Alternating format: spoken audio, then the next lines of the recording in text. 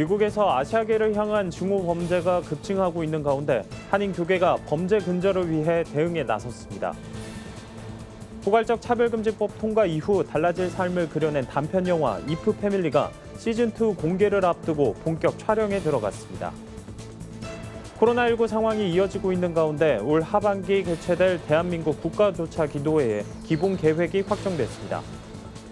사랑의 장기기증 운동본부가 청소년들의 생명 나눔 문화 확산을 위한 홍보단을 모집합니다.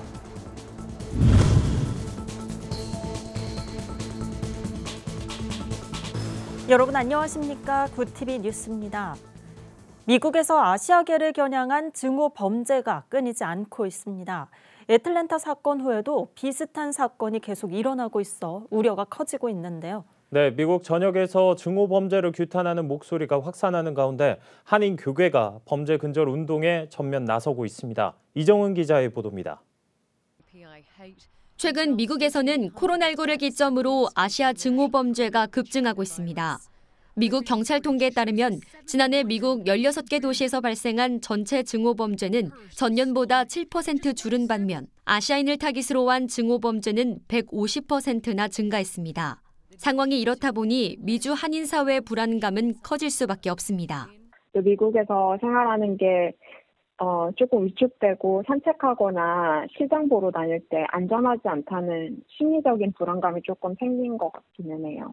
이거를 소수의 사람들이 가지고 재미 삼는 일들이 뉴욕 사회에도 일어나고 있어요. 예를 들어서 청소년들이 지하철에서 동양인 여자 때리고 도망가기 이런 게임을 한다던가.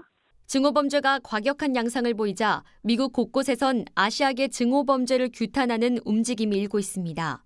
아시아계 혐오를 멈춰달라, 아시아인의 목숨도 소중하다는 메시지가 거리 시위나 SNS 등을 통해 미국 전역에 퍼지고 있는 겁니다. 이런 가운데 미국 한인교계는 범죄 근절을 위한 실질적인 대안 마련에 나섰습니다. 미국 장로교 한인교회 전국총회는 최근 지방정부를 상대로 아시아계 혐오 관련 법안을 마련해달라는 공문을 발송했습니다. 총회 소속 미국 교회들에도 함께 동참해달라고 요청했고, 이에 교회들은 각 지역에서 노회별로 아시아 혐오 근절을 위한 TF팀을 결성해 힘을 모으고 있습니다. 그 혐오 범죄에 관한 그 가이드라인 규정들을 확대시키고 주법을 또 바꿔야 되고 그 각 주에 속해 있는 행정 지도자들, 시장을 비롯해서 경찰서장이라든지 모든 이 행정관들이 그런 조치를 취해야 돼요. 그래야만 근본적으로 이게 해결됩니다. 미국 한인교회들은 인종차별 등 사회 갈등을 봉합하는 교회 역할이 그 어느 때보다 중요하다며 이 시기를 지혜롭게 극복할 수 있도록 한국교계도 관심을 갖고 기도에 힘써줄 것을 요청했습니다. 굿TV 뉴스 이정은입니다. 지난해 포괄적 차별금지법이 통과된 이후에 삶을 재현해 많은 이들에게 충격을 줬던 단편 영화 이프 패밀리가 시즌2 공개를 앞두고 본격적인 촬영에 들어갔습니다. 시즌2는 실제 탈동성애와 탈트랜스젠더의 이야기를 비롯해 차별금지법이 통과된 해외의 사례를 담아 사회에도 적지 않은 파장을 줄 것으로 예상됩니다. 조유현 기자의 보도입니다. 엄중한 분위기 속에 화면 속 배우들을 모니터링합니다. 아육 배우의 연기마저 촬영장의 시선을 집중시킵니다. 지난해 유튜브를 통해 공개된 단편 영화 이프 패밀리의 시즌2 촬영 현장입니다. 1919 유관순 등을 총감독했던 윤학열 감독이 제작한 이프 패밀리 시즌1은 차별금지법이 통과될 경우 달라질 삶을 충격적으로 재현해내며 영상 조회수 70만 회 이상을 기록하는 등 화제가 됐습니다. 윤 감독은 차별금지법의 위험성을 알리는 일을 멈추지 않기 위해 시즌2 제작을 결심했다고 밝혔습니다. 그러니까 전 세계가 우리를 지금 목도하고 있어요. 어떻게 대한민국이 차별금지법을 막아내는지. 미디어가 공기처럼 우리 청년들을 미혹시키는 세대인데 이런 영상을 통해서라도 잘못되어 있는 것들을 각인시킬 수 있는 그런 계기가 됐으면 좋겠어요. 이번에 촬영되는 시즌2는 실제 탈트랜스젠더의 삶을 재현한 생명 간증 스킷 드라마가 주를 이룹니다. 탈트랜스젠더인 엄증모 형제와 이효진 전도사 등의 실제 이야기가 드라마로 구성되며 이들이 직접 출연해 간증도 이어갑니다. 미국과 영국에서 차별금지법이 통과된 후 세간의 논란을 불러일으켰던 실제 사건들도 재현됩니다. 자신을 여성이라고 인식하는 남성 트랜스젠더가 여성 격투기 경기에 출전해 상대 선수의 두개골을 골절시킨 사건, 또 학교 내 퀴어 축제를 반대한 학부모의 자녀가 학교 창고에 갇힌 사건 등입니다. 차별금지법이 통과됐을 때 세상을 한 번씩 경험해 보시면서 그 세상으로 가지 않을 수 있도록 우리가 제대로 진리를 지켜내고 정말로 하나님의 말씀을 지켜낼 수 있도록 이프 패밀리가 선한 영향력을 끼치길 간절히 기도를 하는 마음으로 함께하고 있습니다. 총 8편으로 제작될 이프 패밀리 시즌2는 5월 초 유튜브를 통해 공개될 예정입니다. 구티비 뉴스 조희현입니다. 나라와 민족을 위한 대국민 연합기도운동인 대한민국 국가조창기도회가 올 하반기 개최를 앞두고 기본 계획을 확정했습니다. 상황을 더 지켜봐야겠지만 최대한 대면 행사가 가능한 방향으로 진행하되 오프라인으로도 국내외 성도와 한인 디아스포라를 참여시키겠다는 계획입니다. 오형근 기자입니다. 반세기 넘게 나라와 민족을 위해 기도한 대한민국 국가조창기도회가 올 하반기 열립니다. 지난해 코로나19로 사상 처음 전면 비대면 행사로 전환해 진행했지만 올해도 상황은 나아지지 않아 주최 측의 고민은 깊어질 수밖에 없습니다. 이런 가운데 기도회 측은 4월 원래 기도회의 자리에서 올해 열리는 제53회 대한민국 국가조창기도회의 기본 계획을 논의했습니다. 이봉관 회장은 고난 가운데 하나님과 가까워지고 부르짖으면서 축복을 누리게 되는 과정을 성경을 통해 보게 된다며 아직 끝나지 않은 코로나로 인해 더 뜨거운 기도를 할 수 있을 것이라고 말했습니다. 코로나가 아직 끝나지 않았기 때문에 더 기도가 뜨거운 것 같습니다. 하반기 국가조창기도회를 현재 상태로는 지난해처럼 줌으로 해야 되지 않을까 싶은데 숫자가 적게 모이더라도 모여서 예배를 드리면서 세계 각국에 또 우리나라의 모든 분들에게 온라인으로 주최 측은 행사 시기를 추석 연휴에 앞선 9월 초중순경으로 예상했습니다. 다만 이 시기 정부가 정한 코로나 방역 지침 단계를 고려해 정확한 날짜가 정해질 것으로 보입니다. 장소는 지난해 총회에서 잠정 합의한 서울 서대문 소재의 한 호텔이 가장 유력해 보입니다. 경호와 동선이 원활해 청와대가 선호하는 행사장이고 서울 시내 호텔 중 가장 많은 인원을 수용할 수 있기 때문이라고 주최 측은 설명했습니다. 기도회는 구티비 등 기독교 방송사를 통해 TV로 중계되며 줌과 유튜브 등 온라인으로도 사실상 인원 제한 없는 국내외 성도의 참여를 이끌어내겠다는 계획입니다. 이날 수립한 기본 계획을 토대로 세부 사항은 오는 6월에 결정하게 됩니다. 구티비 뉴스 오현근입니다. 사랑의 장기기증운동본부가 청소년들의 생명나는 문화 확산을 위한 홍보단 온택트 1기를 모집합니다. 청소년들도 생명나눔의 주체가 될 수 있는 만큼 장기기증의 중요성과 올바른 생명의 가치관을 전할 수 있는 기회를 제공하기 위해 발족했습니다. 홍보단으로 선발된 청소년들은 5월 발대식을 시작으로 2달간 SNS 홍보와 콘텐츠 제작 등의 활동을 진행하게 됩니다. 장기기증운동본부 측은 홍보단 활동에는 기증인 가족과의 만남을 통해 나눔의 의미를 배워볼 수 있는 시간도 마련됐다며 이번 활동으로 청소년들이 생명 나눔 문화를 확산시킬 수 있길 기대한다고 전했습니다. 한편 홍보단은 오는 18일까지 모집하며 사랑의 장기기증운동본부 홈페이지를 통해 신청할 수 있습니다. 오늘의 이슈 포커스입니다.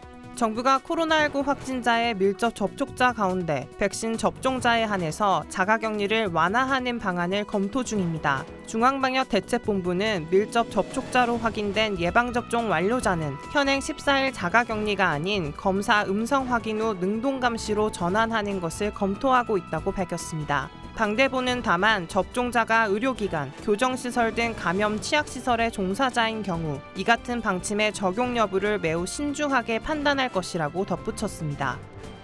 문재인 대통령은 청년들이 겪는 어려움을 공감하며 기존의 대책을 넘어서는 특단의 대책을 강구해달라고 주문했습니다. 문 대통령은 국무회의를 주재하면서 청년들이 코로나 충격에 가장 많이 노출돼 있다며 이같이 말했습니다. 무엇보다 중요한 건 일자리로 민간 기업이 더 많은 일자리 창출에 나설 수 있도록 정부가 지원하고 미래산업 인력을 양성하는 직업훈련을 강화해야 한다고 강조했습니다.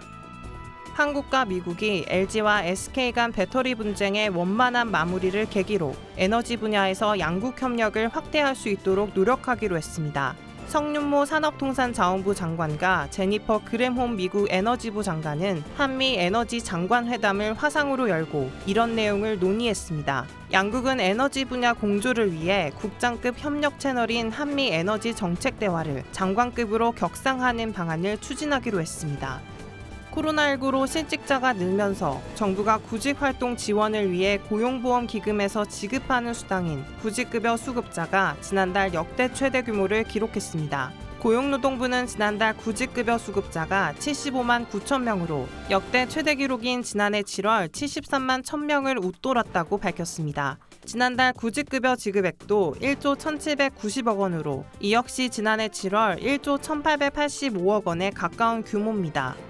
정부가 코로나 사태 장기화로 인력난을 겪는 중소기업과 농어촌을 위해 외국인 노동자의 체류, 취업활동 기간을 1년 늘렸습니다. 법무부와 고용노동부는 올해 말까지 국내 체류와 취업활동 기간이 만료되는 외국인 노동자의 활동 기간을 1년 연장한다고 밝혔습니다.